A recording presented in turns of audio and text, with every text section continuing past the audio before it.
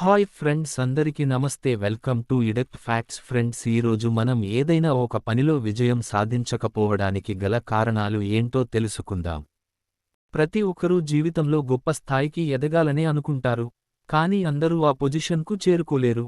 ఇప్పుడున్న లైఫ్ సంతోషంగా, సౌకర్యంగా ఉంది కదా అనుకుని రొటీన్కు అలవాటు పడిపోతారు.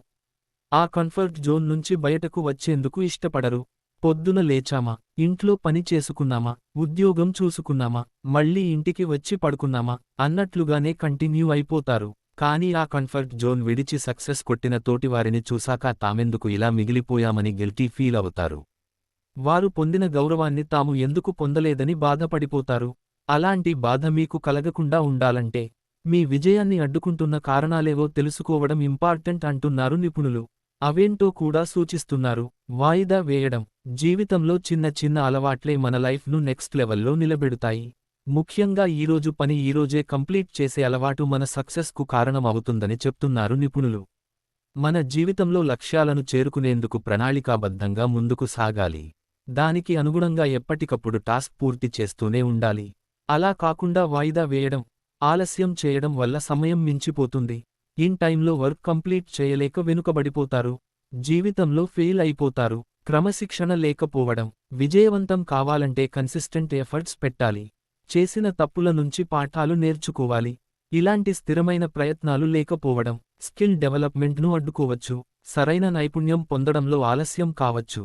తోటివారికి పోటీ ఇవ్వలేకపోవచ్చు. మీరు ఈ ఎంచుకున్న లక్ష్యానికి ఆమడదూరంలో నిలిచిపోవచ్చు.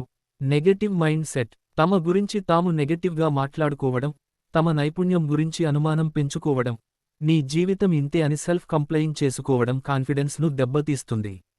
జీవితంలో ఏదో చేయాలన్న కసి తగ్గిపోతుంది. మోటివేషన్ అస్సలు లభించదు.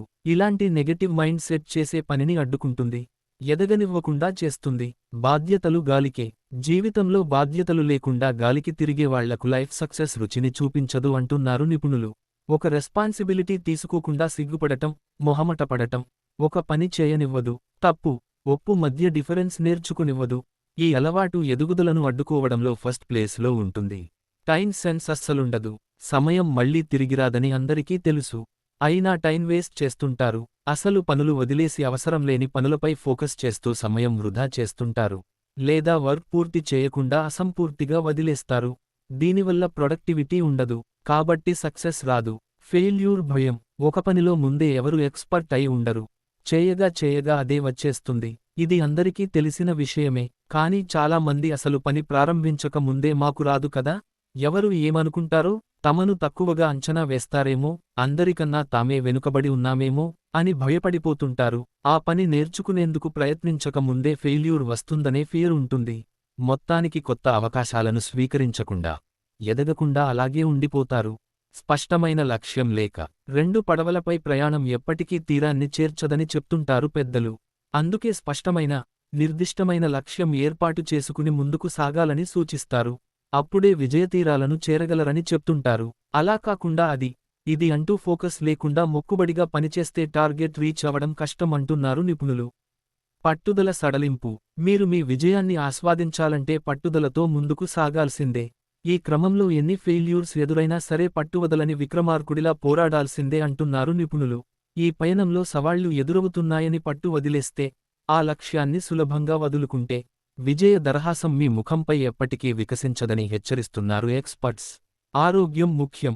ఆరోగ్యమే మహాభాగ్యం అని చెప్పారు మహానుభావులు. ఫిజికల్ హెల్త్, మెంటల్ హెల్త్ రెండూ ముఖ్యమే. సంపూర్ణ ఆరోగ్యం ఉంటేనే పనిపై ఫోకస్ చేయగలం. విజయాన్ని సాధించగలనే నమ్మకంతో పని ప్రారంభించాలి. విజయం కోసం సాధన చేయాలి. వీడియో నచ్చితే లైక్ చేసి ఛానల్ సబ్స్క్రైబ్ చేయండి. Thank you friends.